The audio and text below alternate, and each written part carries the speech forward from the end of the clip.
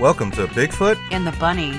This is a couple's journey into the mysterious, the unknown, and the paranormal. I'm your host, Chris Carr. And I'm your host, Kristen Johnson. Together we are Bigfoot and the Bunny.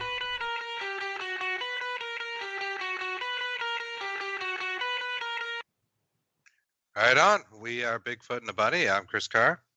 And I'm Kristen Johnson. I hope you're all having a great evening, great Tuesday night.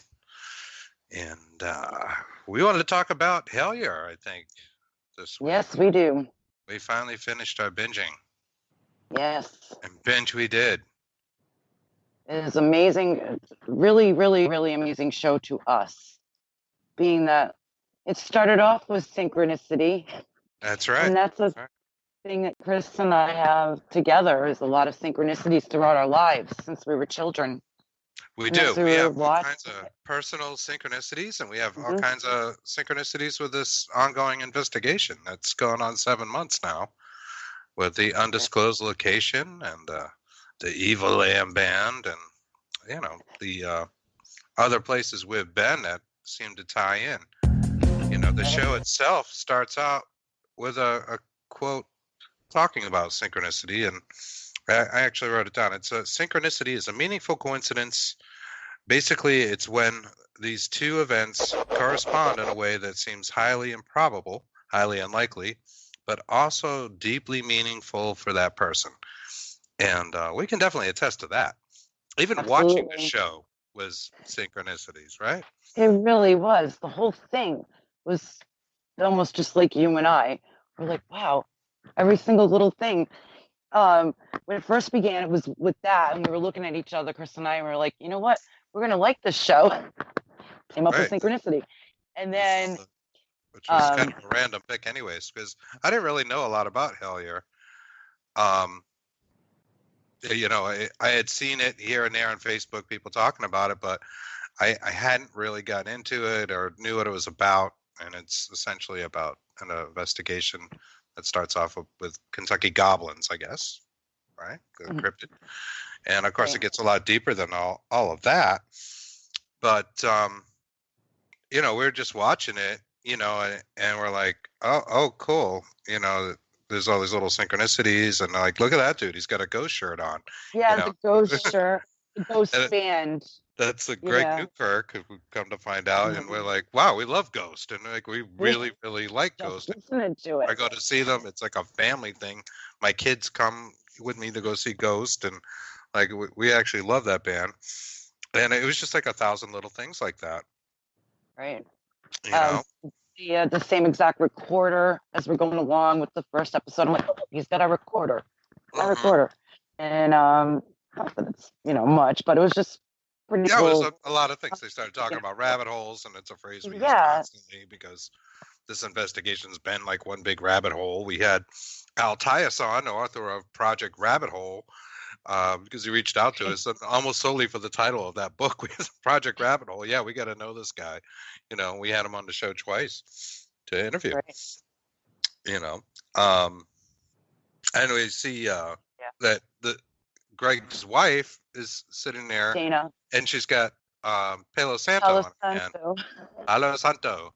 And she's burning Palo Santo over, I think, with some coal or something, doing something really witchy with it. I'm like, what? Right. What? Because we were just doing that the night before. That's right. We were vanishing with Palo Santo the night before. And we just thought that's really cool. And obviously we have, backgrounds and these things as witchy type occult people. I think at some point he said he's into chaos magic, like, and it's just kind of widening the lens of the paranormal, which I love because, I think we talked about that with Al. We're almost relegated into believing what we see on TV, that's as far as you can go. You can get your recorders out. You got to have a team. You got to do this at night for one thing. You've got to be in the dark, and it's going to be just like this. You got to follow this list of things to do because that's exactly what they do on TV. And then we see these guys like widening the lens, trying to do other things, bringing in other influences, that maybe aren't necessarily scientific, but does not mean that they aren't worthy. You know, I am a definite believer that in science, and I go the science route, but science hasn't proven everything yet. So there is an element of the unknown, and it was great to see that. It really was. One of these methods, in fact, that you're talking about is called the ESTES method. It's also known as the SB7 Spirit Box experiment. And it was first introduced in 2016 in Estes Park, Colorado, in the Stanley Hotel. That's the hotel of The Shining. Right, and I think some of them worked worked there, right, as resident paranormal researchers. Actually, I know the producer did. It was an experiment that Carl Pfeiffer, Connor Randall, and Michelle Tate came up with. And Carl Pfeiffer and Connor Randall are on the Hellier series. Carl is the director, I believe, and Connor's like the producer and everything. I think music as well, right, Chris? Yeah, he does some of the music, and Carl was the producer director and seemed to be the driving force behind that. So put together as a documentary. Yeah. The concept behind this is that one person has soundproof noise canceling headphones on, and the spirit box is fed directly into their ears. No one else around them can hear the spirit box or any questions that anyone is asking around them. So this person is also blindfolded to concentrate on what is coming through the spirit box. I thought that was awesome. When we were awesome. watching that, what a cool idea. Do that. So the person doesn't actually hear the questions. They're hearing the steady and they're hearing the words. And I would say, that they might be picking through the clearest words, or I'm not sure. I'd like to ask them that if it's just, what they feel are the right words, or if those are the only words they're hearing, because they don't actually play what's in the person's headset. But how cool was that? And a great idea. So you're taking the idea of sensory deprivation by blindfolding. You can't really hear what's going on around you other than the spirit box running. And as you hear things, the person just says them. So, they have a group of people asking questions around this person who's blindfolded with the SB7, which is a spirit box, and just rattling off answers that they don't know what they mean. They have no idea, but that's what they're hearing. And that was literally having conversations. It was great. It really was. When they were asking questions to Connor Randall, he was literally like answering them, but didn't know. Oh yeah, it seemed to work. That were coming off in the out of the spirit box. I really want to try that. Absolutely. I shall get you a blindfold there.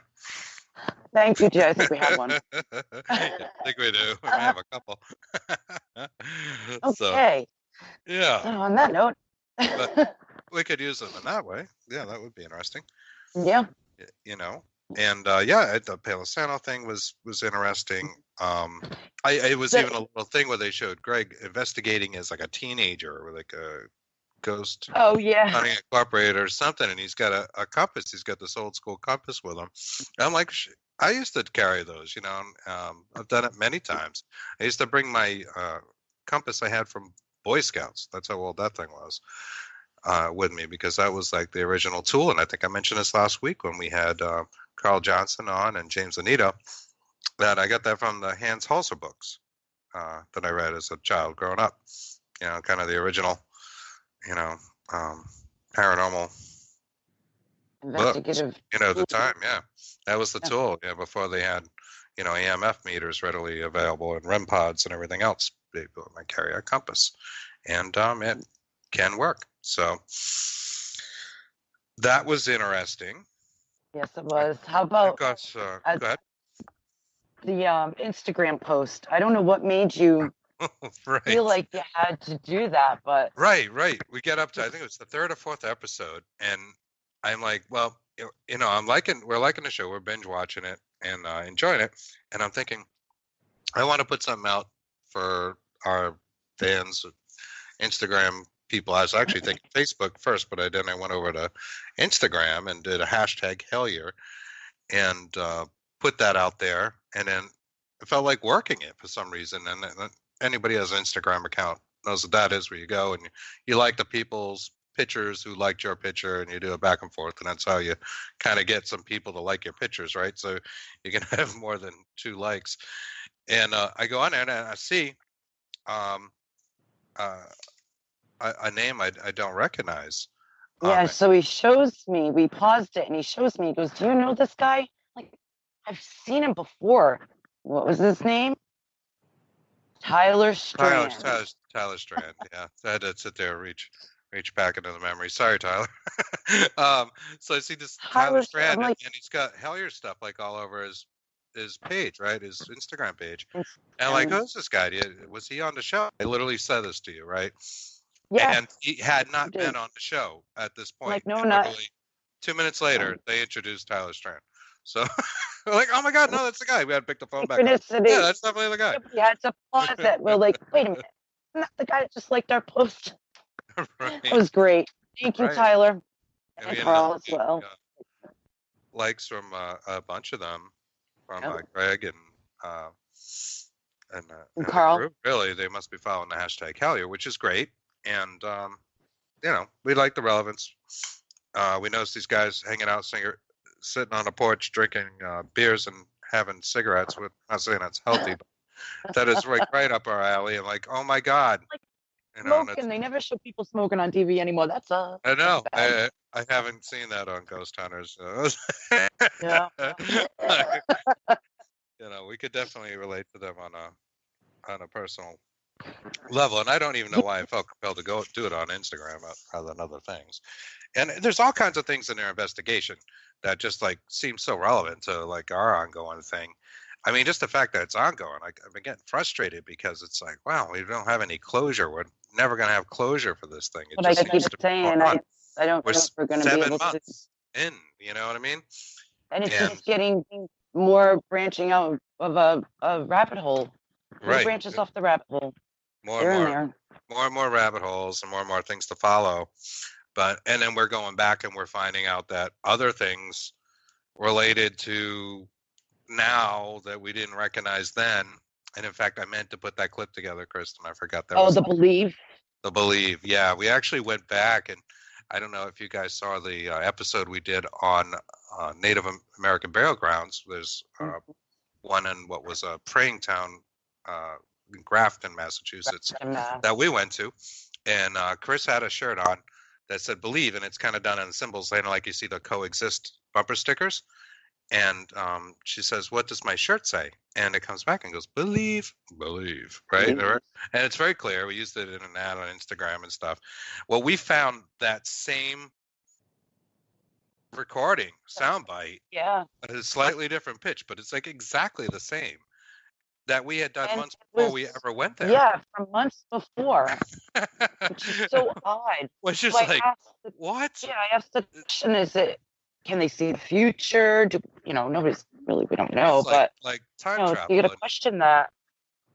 And I think it goes to timelines, and it's something I was taught, by somebody I consider to know, Saucer Scagliostros, that these kind of timelines with discarnate, as she calls them, they kind of see the past, future, kind of see everything in like one shot, just the way we would look at a glass of water. They kind of just see all of it. So you wonder, is it tied to something like that? Did they know we would eventually go back, listen to this recording, hear this, and then try to find some relevance in it, which we've been trying to do? Like, oh crap, maybe there's other things in here we need to pay attention to. And it's very time-consuming. It's a lot of work. But it's really interesting. We did. We found a whole lot of stuff we didn't necessarily hear the first time, and what happens, whether we got these hours of recordings that we do, and we're very into spirit box stuff. We try to get EVPs, but we do rely on the ITC stuff a lot because we have very good luck with it. That, there are things that you miss the first 20 go rounds, and you go back and go, oh, there it is. So another thing that happens on the show that happens to us, and we've talked about a lot on here on Bigfoot and the Bunny, and of course our Dark Horse Paranormal podcast, is the tones. We get this Yep. Yes, all the they time do. with AM band, and they have tones are a thing in their investigation, which is It's completely not the same different. tones, but Yeah, right, and it's they the have tones. idea. They have tones. Exactly. It's You know, bizarre.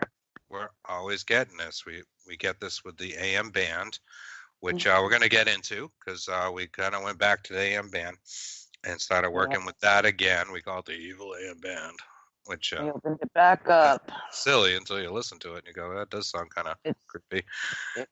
it's very creepy. So But used to it by now, but yeah, there was just so much stuff, you know. Dana's the a head coach, fairies, you know. right? She's into fairies. They're into fairies on the show. They're feeding the fairies and building a fairy altar at one point. I don't want to spoil it for people who haven't seen it. Which, by the way, give them a plug. If you have Amazon Prime, it's on Amazon. There's 2 seasons of it, which I think was about 15 episodes. I think the first season was pretty short. We hadn't seen any of them until just recently. We were telling you, but they're great. You know, we really did like the show. It's extremely interesting. All sorts of things. It was just one thing after another. There was the that picture from our undisclosed location just outside that particular cemetery, of what they call a cocksfoot, and it really looks like a rune, right? It looks like one of the Nordic runes. But they trace things back to like Pan and stuff. But yeah, there were 2 runes on a tree. I was at the picture. I'm like, oh wow, look, I used it in our ad tonight. If you get to see that on Facebook or Instagram, and you can, just so you know, you can find us on Bigfoot and the Bunny on Facebook and Instagram, and Dark Horse Paranormal Podcast as well, and on Twitter. Yes, we tweet. Yes, we tweet. Well, Chris does most of the tweeting. She tweets better than I twit. But that cocksfoot that they have is extremely interesting, and yet we have the same thing. Right, it's like 3 prongs. Just to give the listener an idea, it's like a 3-pronged symbol, like a tree or like a 3-pronged rake, if you will, standing up. Yep. Hence the name cocksfoot. It has nothing to do with like poultry or anything dirty. But, like a chicken may put their foot. I think I've seen that called crow's. Yeah, crow's like foot. A turkey, but I think they call it's also it as well. the track for a lot of other cryptids and aliens. Mm-hmm. They leave a footprint that is similar with 3 toes. Right. But it's a rune, and there were 2 runes on that tree that were slightly off. They were kind of added to, but so one of the meanings we saw was inherited land, which was very appropriate. Right? Very. Mm-hmm. Right. Very appropriate. With the extensively researched the Native Americans and the purchase of this particular land and how it became owned by 2 families, and they more or less built this burial place there, and there used to be a meeting house on these grounds. And we called the undisclosed location because there is literally a sign that says no paranormal investigations out front. It's well known in central Massachusetts. I'm sure a lot of listeners know who we're talking about. We didn't go there and knowing this. We discovered this when we went there, what the sign actually said. And because it was daytime, which you're allowed to go during the day, we used our recorders and camera, and did, I guess, sort of a paranormal investigation. We also don't want to drive people there to do it if, they don't want that, or they're trying to discourage it. But trust me, plenty of people go. We've gone and been fairly busy, right? Yes, very busy. People walk their dogs down there and stuff too. So sure, it's beautiful. It's out in nature, and it's about a quarter mile off the beaten path to even get to. Mm-hmm. Yeah, but I like the fairy. What were you gonna say? Go ahead. I was gonna mention Aleister Crowley. Another thing that they do in the show, which I thought was awesome, was they run a cipher against these emails that they've received that are kind of odd and cryptic against some of Crowley's writings, and it leads into like another rabbit hole. And I thought that was interesting. They start talking about lamb, And Lamb, the name you can never remember. I can never remember, and like I'm not a Thelomite or anything, but I really do know a lot about Aleister Crowley. But for some reason, I can never remember that name Lamb, and I go on about Lamb, who looks like the first drawn gray alien, or typical alien with the kind of like wide head and the big eyes. And Aleister, met Lamb, and I believe his Book of Lies was conveyed to him from Lamb in Egypt, but for whatever reason, I can never remember. I don't know how many times I've asked you, what's that guy's name? And you're like, oh, Lamb. Lamb. You mean Lamb. I know that. It's like the one thing you do know, and that's what they're talking about on the show. Of course, they go into Lamb and the cipher, which was very interesting. And I do like some of that stuff. I don't consider myself a ceremonial magician. I think it is very complex, like they mentioned on the show, but it really is. To do lesser banishing rituals of the pentagram, the Golden Dawn ritual, even years ago, and with paranormal teams with an athame, and they would look at me like I had three heads, like, what the hell is this guy doing? And and it's so cool to kind of see, hey, here we are all these years later. There's other people kind of, not saying they were doing that ritual, but they're looking at the stuff too and tying it into their paranormal occurrences. And probably the biggest impact is the fact that it's years in the making. Like they've spent years investigating this thing that starts off as Kentucky Goblins, right, and turns into other stuff. And we're so used to TV where you're in and out. You're a lockdown or something for overnight, and that's it. It's yay or nay, haunted or not, at the end of it, and they walk away. Where like this has been ongoing, and it's like a big part of our lives, and we think about it all the time, which is where a lot of the synchronicities come in. In fact, we hit a point where we had to stop thinking about it because there was too much creepy crap going on in our house, especially for you, Chris. We're doing a lot of banishing and trying to not think about it and going other places and said, all right, we got to give this a break because it seemed to be kind of taking over our lives. And we did that, but we are back. But it worked. We got it out of our way. We put on the AM band, and it was no longer on there anymore. So we did a good job banishing it. That's right. We opened it back a couple of weeks ago. That's right. We got to tell the listener, if you've been following any of that AM band stuff, these locations where we get the, it speaks thing that gets repeated over and over with other words in between. When we're not into it, like when we banished it, that AM band gets nothing, in the same locations. I mean, there's just nothing on it. It's just, it doesn't capture any stations. So it's not necessarily like, there's radio towers that are doing it. We've done this and been able to, I don't want to say conjure, but get it in different parts of the state, like literally 60 miles away from each other, and you're in a whole different, broadcasting area. It's legit. It's hard to debunk, and we tried. We spent a lot of time trying to saying this is just too weird. Because this is skeptic. We are skeptical. We have a lot. We think about the science first involved, but this is really hard when you hear it or if you've heard it to just, I don't know, you can't take it out of your head because you can see, you can tell, and you can hear that it's not coming from any towers or anything, any radio stations. It is just one big, long, it speaks. It speaks, and what else, Chris? Absolutely. And I'm just putting some out in chat. We have chat out on YouTube. This is being streamed by United Public Radio. If you're listening, you go on YouTube and search for United Public Radio and click their live stream. You can be able to chat. It does look like there's some people in chat, but they're not saying anything. So that Dark Horse Paranormal, that's me. I'm doing this on my phone. If you have any questions, feel free to let us know. I'd be glad to answer them for you. Or any comments. There was another thing too, right? There was a ley line. We found there was a ley lines play a role in this.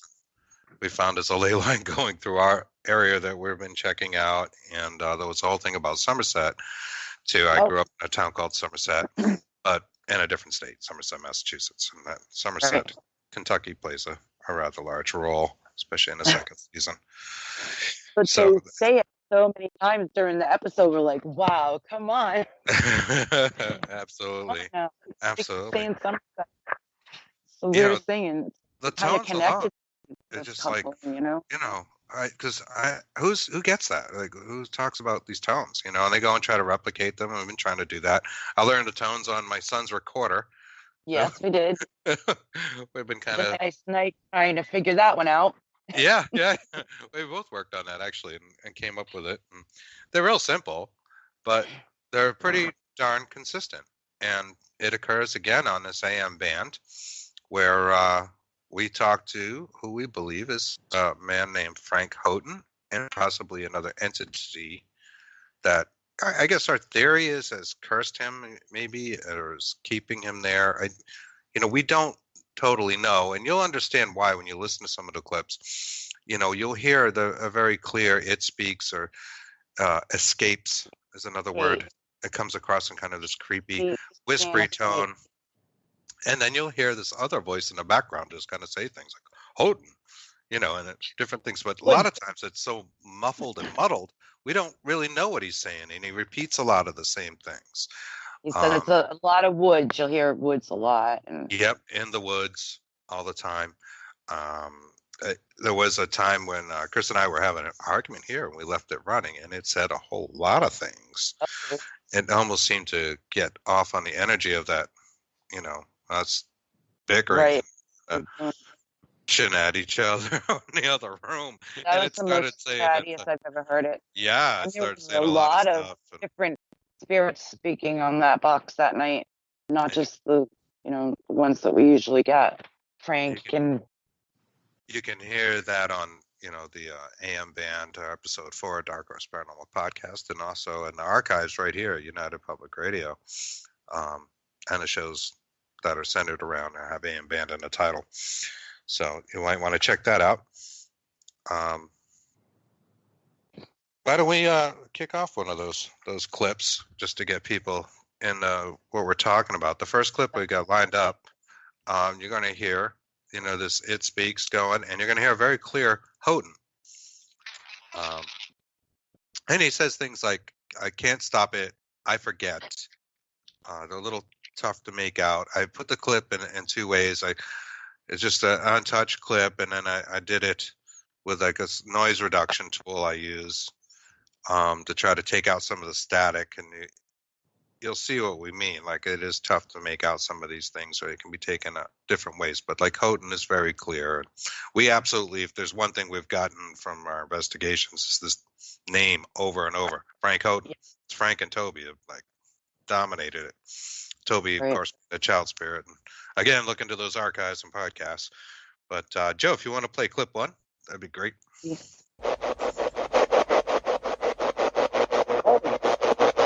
Jesus Christ.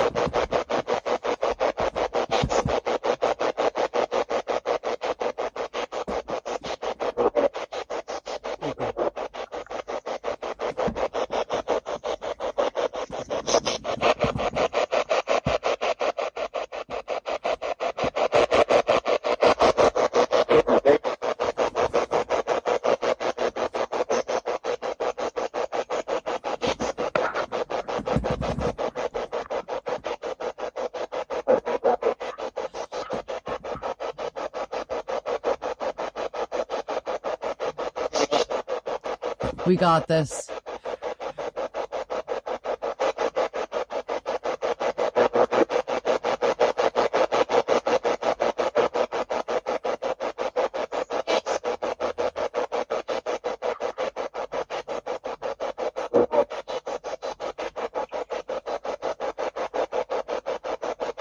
That's not my voice.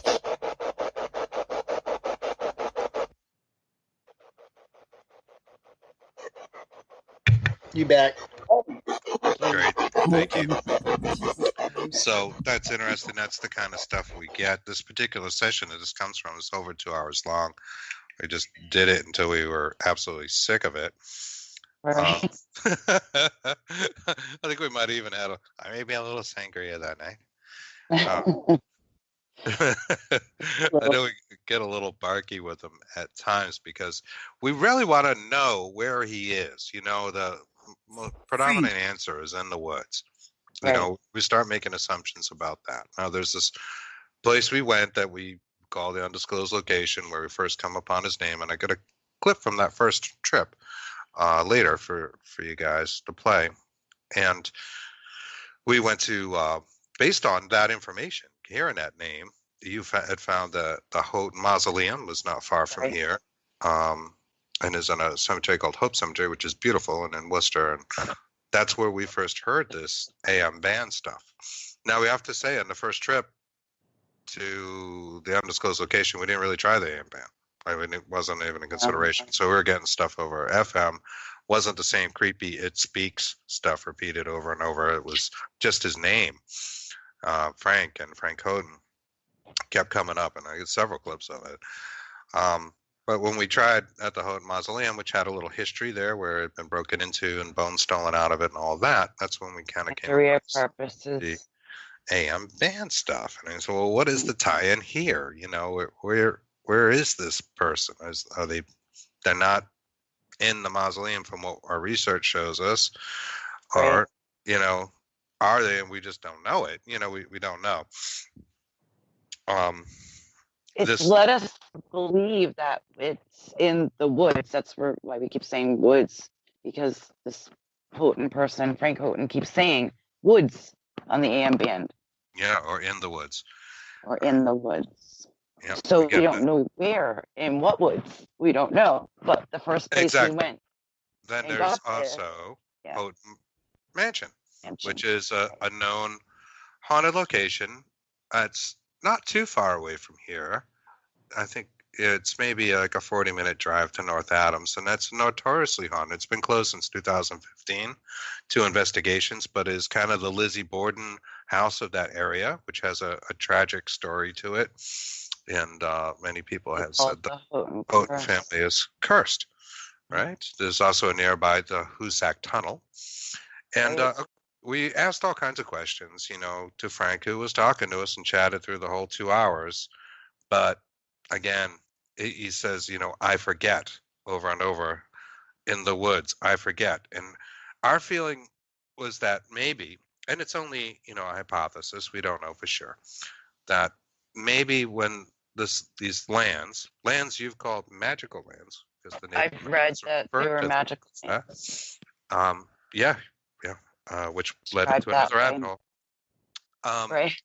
Was sold, you know, maybe prior to it being sold to this we found through our research, it was a team of New York buyers who bought it, and then they ended up breaking it into tracts, and it ends up being 3 different towns they get from the original purchase, which we don't know what they bought it for. I think it was very little money.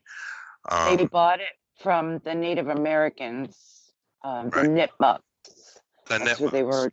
Exactly. Right. Who is the predominant tribe out here, is the Nipmuc tribe. And, you know, if you follow us, we're very into the Native Americans. We did a Thanksgiving episode and kind of showing some of their plight. And, you know, we went to Anawan Rock, which is the place that was the end of the King Philip's War. Took place. So we like them. We sympathize with their cause, but we also know that atrocities happen on both sides, back and forth, especially in the early days, some of which is not in our history books. We've covered some of those atrocities that are documented, but certainly things happen. So we wonder, you know, we're not saying Frank Houghton was a good guy. I mean, he could have been a bad guy. Maybe did something to the Nipmuc tribe. Maybe, you know, we get the word hybrid back a lot. Yes, we do. We come to find out hybrid and works time frame as far as the invention of that word and its use. And 1601, I believe. In American culture. And it can represent children that have parents of drastically different cultures, which certainly would have been the white man and the natives. So we wonder if maybe something happened there. Maybe a pregnancy, it was unexpected. Maybe there was a rape. Maybe it was a torrid love affair that angered, you know, a tribe or other colonists or something like that. Somehow Frank is tied into it, and perhaps a curse or something along those lines has been put upon him, and that's why we get these cryptic message from him. Right? It's just a hypothesis. We don't know. We don't know. We really don't know. But Really in don't. clip 2, we start asking about the Nipmucks, and sure as heck, Frank responds, and we've come to find out has responded before, but we didn't recognize the word. Responds with Nipmuck, and you're going to hear. There's 3 different clips in this one clip from the same Spirit Box session, and we're asking him, did the Nipmucks get you? And he says like Nipmuck, and I think the last question was, did the Nipmucks murder you? And he comes back and says definitely. So we're ready for clip 2. Frank, so the native curse from the Nipmucks?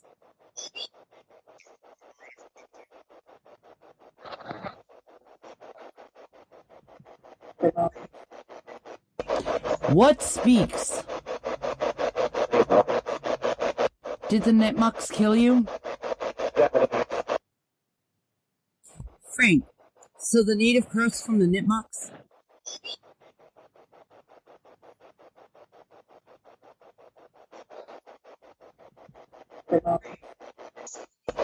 What speaks? Did the Nipmucks kill you? I heard that. Y'all back. Great, thank you. So that's interesting, and the plot thickens or sickens, depends how you look at it. I've heard you say that before. We want to make real clear to everyone, we're not disrespecting or making accusations out here to No, not at all. to anyone, any cultures, because that's not like us. Yeah, it's very bizarre, though. It is odd, though, because in that first investigation on you kept saying that, repeating that to me. Magical lands. They called it magical lands. You read that quote somewhere, and it stuck. And oddly enough, when we tried to take a break from it, where did we go? We went to Anawan Rock.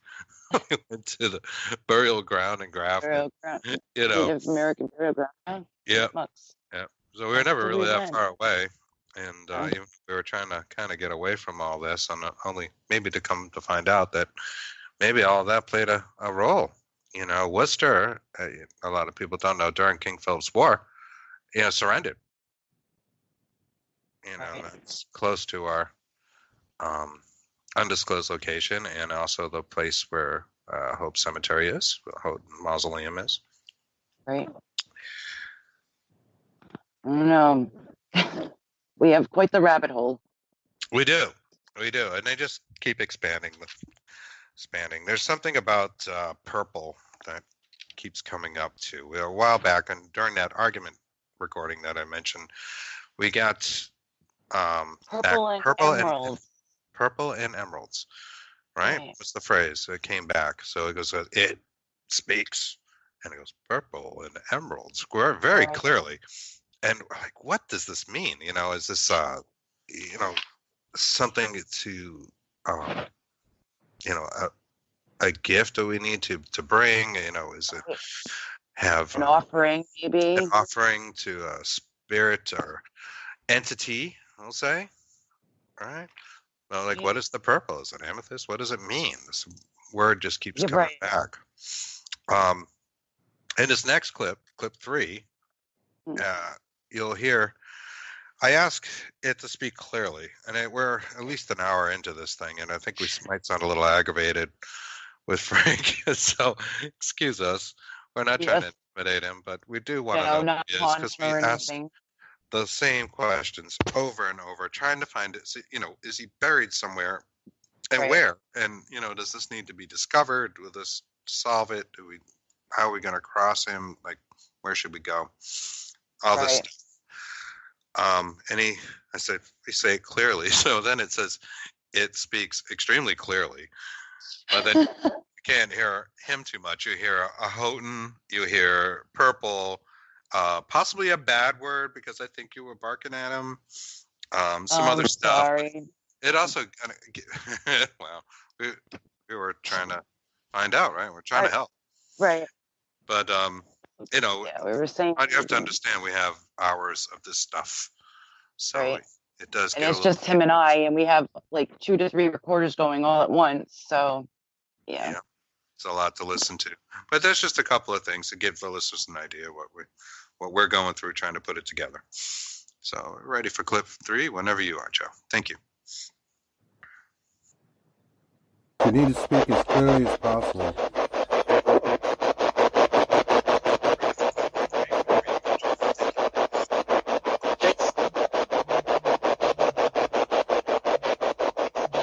What?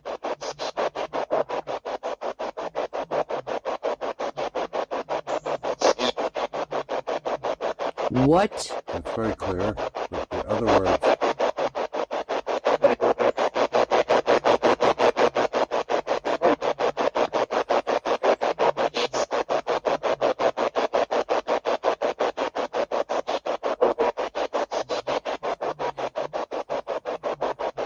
Are you related to the Houghtons and the Houghton Mausoleum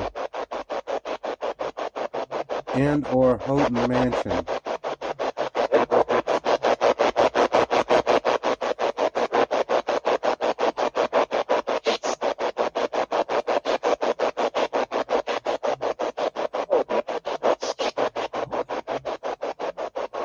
What's wrong?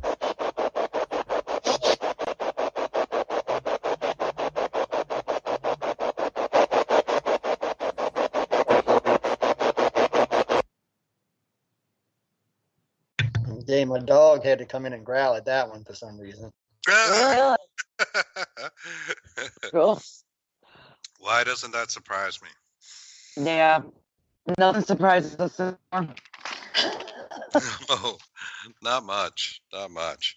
No. So yeah, this stuff, and the idea that there might be an evil intent behind it, to tell a little bit more of the story about like why we had to back away was because of these creepy occurrences, and finding that we could get these kind of AM band recordings wherever we were, our homes, and it became so consuming.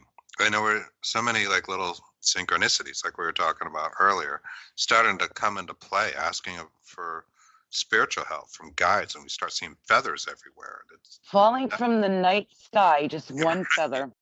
literally One big white feather. stand right out here Interesting. having a cigarette, and to see Right. this big white feather come down Floating like this down. from just out of And I nowhere. said, is that Middle huge of the night. ass moth? Chris says, Yeah. I'm hoping so, and looks like a feather, but yeah, that would just be so bizarre. And nighttime sky. Come to find out, it was this big feather, big white feathers. So weird.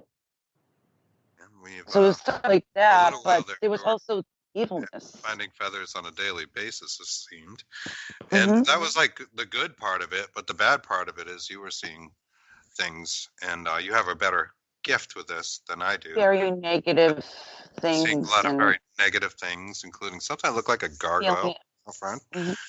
Yeah, and I guess kind of thing that kind of just goes by, and you're like, "Did you see that?" Like, no. Really, and I wasn't drinking or anything either. So, and I don't do drugs. So there you go. Exactly. Yeah. But I swear I was there. It was a DMT trip. Right. Right. No ayahuasca involved. Right. We were doing ayahuasca that day, so it wasn't that. Doing it all. Anyway. Actually, we would like to try that, but we haven't. No, So, DMT. I don't want to do ayahuasca. Ayahuasca. But- We'll go on natural. But what were some of the other things? So there was also that time you were playing the video back from the show. Playing my video back frame by frame by frame. I had gotten stuck.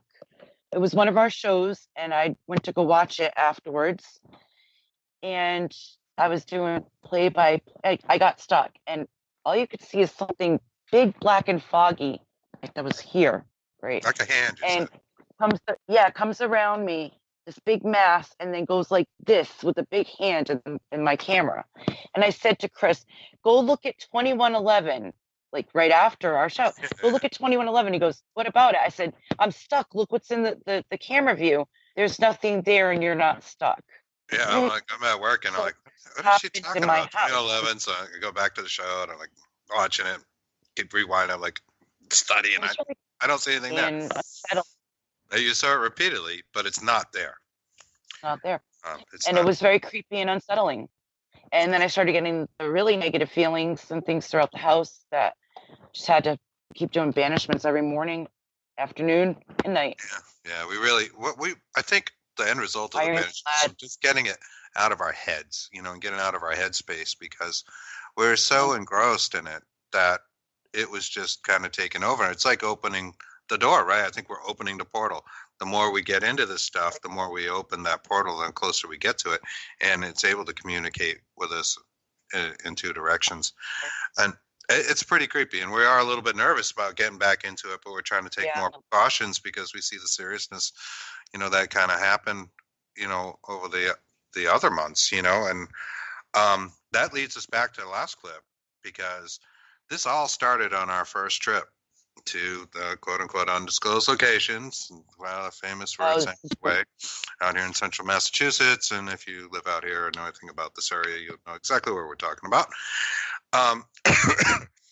And how we heard the name, and like we were discussing, because we almost forget, so much stuff has happened. We're starting to try to write it down, because there's been a lot of stuff that happened, especially starting with this particular trip. We had one of the most paranormal things that's ever happened in my history occur, where we were walking and heard somebody call to us, and I had given you our recorder, the DR5 one. You had headphones on, noise canceling. Actually, and you really don't hear anything but what's coming through the recorder. We had other recorders, phones set up, recording video, and we both hear somebody go, "Hello!" It startled the crap out of us. We both jumped. I literally jumped up on the wall of the, because we're right near the border wall of this particular cemetery, jumped up looking to see who said it, and looking everywhere. And I had a clear view, and there was nobody there. Nobody was around. Not a soul. Right? And when I jumped off, it was right when we captured an EVP. The phone did something weird, did a Bluetooth thing, like connect and disconnect. It was like a weird energy. We got a really clear Class A EVP. We went back, we listened to the recordings, and guess what? There's no hello. Anything we had set up, nothing recorded it. We had like 4 things going and nothing. We both heard and that was a loud hello. Yeah, it was like somebody yelled it behind us. Hello! Right. And we were like, oh, what the hell? It's not on any of the recordings. Like, so freaky. Particularly amazing because if you heard it, it had to go through the recorder. It did. But it's not. I mean, like it through the. I had the noise canceling headphones on. I mean, it was. It didn't, because it's not on the recording. Right. So that's what's so strange. And it's one of those things that you step back and go, did that really happen? And it did. So with that in mind, we did capture, Frank's name several times in that first trip, more so than even in this clip. But this clip is pretty good. I asked who died here, and you'll hear Frank repeated back 3 times. If you listen closely, 2 are very clear. One's a little faint, but it is there. And then you'll hear the name Frank Houghton. And I've copied and pasted it into the file a couple of times. And I slowed it down at the end just to make sure you can hear the articulation. Unfortunately, on that second file, there's a little bit of noise reduction. It actually sounded better untouched, but this is what I was able to put together real quick for tonight's show. So, and with that, we're good for clip 4. Who died here? That's another question.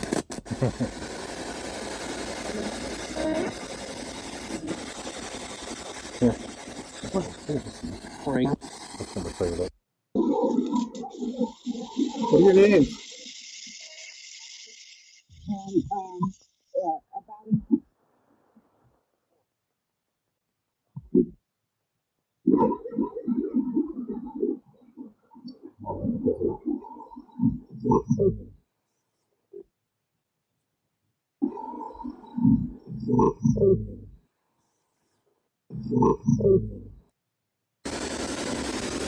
Who died here?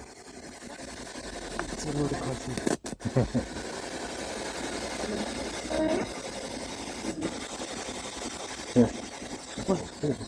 Frank.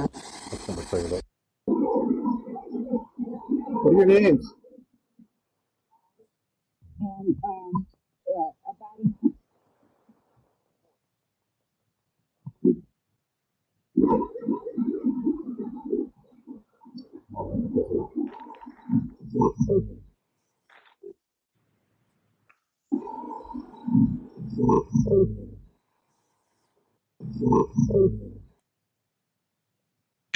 You back. Cool. Thank you. I know we started a little late, but we have a couple of minutes left, Joe, or where are we at? Yeah, you got about 4 or 5 more minutes, man. All right. So, yeah, I think we want to talk a little bit on the coronavirus, and not in a conspiracy sort of way, but it's a little odd, right? Maybe it is a little bit of a conspiracy. I know the Washington Post had reported at one point that an Israeli scientist was looking on, this was a few weeks ago when it first started breaking out, and said Wuhan, where the virus is coming from, supports the only laboratory in China that could purportedly make this a biological weapon. And I thought that was interesting, and it's been growing, of course, exponentially, and I expect it to be much, much worse. We're well over 20,000 cases now. And Chris, I know you did some research. Yeah, the World Health Organization has reported as of this afternoon that 153 confirmed cases in 23 different countries outside of China have it, including 11 so far in the United States. In fact, we just had one here in Massachusetts the other day in Boston. UMass Boston student, correct? Right. Let's see. The CDC headquarters is in Atlanta, Georgia, and it's the only place in this country, in the United States, the test for the new corona. They call it the new coronavirus, the 2019 novel coronavirus. So that means lab results take at least 24 to 36 hours to come in, including the time it takes to send samples overnight to Atlanta, plus 4 to 6 hours just to perform the actual test. And that is just one. So it's really hard for them to be going through this. They need to put up more centers and do other things, because this is just getting out of control. But the CDC calls the outbreak in China explosive and unprecedented. So it was another cruise ship that got quarantined, and yes, there was another cruise ship quarantined. It's off the coast of Hong Kong, I believe, the port of Hong Kong. Can you imagine? No, and I think it's supposed to stay there for a couple of more days, but it had 2,666. How about that? Guests on it, with 1,045 crew members, and it's a Princess Cruise Line. Yeah, that is just horrible. How horrifying to be on a cruise, you're on vacation, and that happens, right? And you're just stuck. Flying, it's a thing, and my daughter's coming up in a couple of more days, and I don't even want her to fly. I'm like, mask, I love it. Yeah. I know people cancel flights, so are going to do things, and work-related things. Just saying, I don't want to fly. That's not a good time. And the number just grows so quickly now, and that makes sense that it would grow exponentially, and we're over 20,000 now. By the next Bigfoot and the Bunny episode, 60,000 doesn't seem unreasonable to me, but I don't know the math behind it. But I'm sure it will be a large number. I'm sure it's human-to-human contact now. It's basically through droplets. If you sneeze or cough, somebody can give it to you. So it's a 2 to 14-day incubation period. So if you're walking around, say, for 2 weeks with this and not even know, how many places do you go, and how many people are there and you infect? Like, we're going to Godsmack. How about if one of us had it, with the Godsmack concert? How many people we come in contact with? You would have known. Sully Erna's got the coronavirus. We're going to have trouble. Wasn't for me. Coronavirus, but no line, please. It's like a what if. Yeah. So many people are walking around with it and don't even know. So Yeah, it could be. You can pass it without it showing symptoms. That is a right. fact. Shoot a fortune case. So, anyways, I think that about wraps up our show. We will see you guys next week. We'll probably have some kind of surprise guest. I'm thinking next week we'll do a guest. We got a lot of research to do. We did find some kind of compelling stuff in our older data, like I mentioned earlier. We were talking about, and we got some interesting things coming up. So We do. we'll see how that goes. Look also for Dark Horse live shows to start popping up. We're going to start doing some extended interviews and things on the Dark Horse Podcast Network. We have a podcast pretty much in the can now. We're covering a lot of the Native American stuff that we did. We got to just kind of finish up. We do put a lot of production into those, so they're not as frequent. Dang. And, You want to hear us sing and be silly? Yeah, we're thinking be silly. And probably going to be doing one on demonology soon, too. You know, very intrigued. And we want to talk to Carl Johnson, James Anita some more. And up that in there. Maybe. Guys are great. So, yeah. Very good person. I used to love them. Yeah, that was Well, awesome. It was a thank you. bunch. I don't think I ever laughed as hard as with those guests. So, with that, we'll So say thank good you night. again, and have a good week. We'll see you next week. Thank you. Thank you for listening to another episode of Bigfoot. And the bunny. We'd like to thank Joe Montaldo for his engineering and support. Thank you, Joe. Be sure to look for us on Facebook, YouTube, Instagram, and Twitter. You can also find us at Dark Horse Paranormal and Purple Raven Paranormal by searching those very same outlets. You can email us at bigfootandthebunny@gmail.com. Thank you. Catch you later. Bye.